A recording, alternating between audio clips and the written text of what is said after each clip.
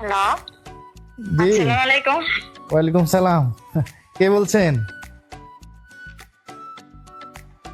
আমি আপনার আপনার আপনি যে আপনার মাকে নিয়ে আমায় দেখতে আসছিলেন না, আমি ওই মেয়েটাই।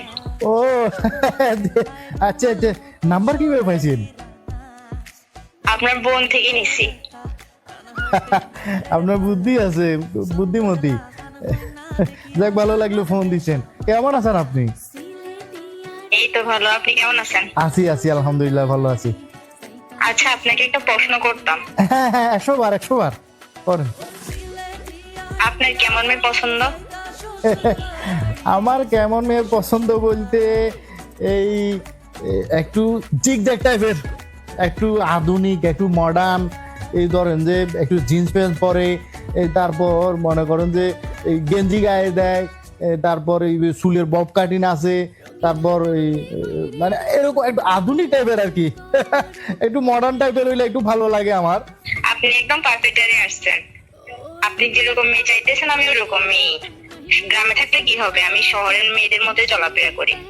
আর আমার টিকটকে 1 মিলিয়ন ফলোয়ার্স আছে। 1 মিলিয়ন? হ্যাঁ, 1 মিলিয়ন।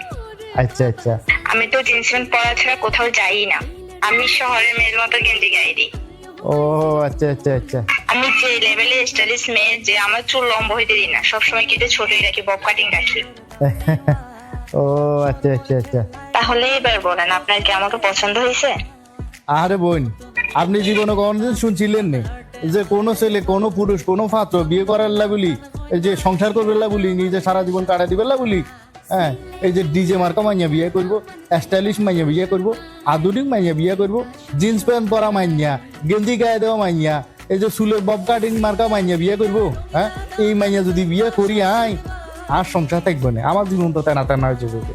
হ্যাঁ, আমার সব টাকা তো ফাল্লারে চলে যাইবো।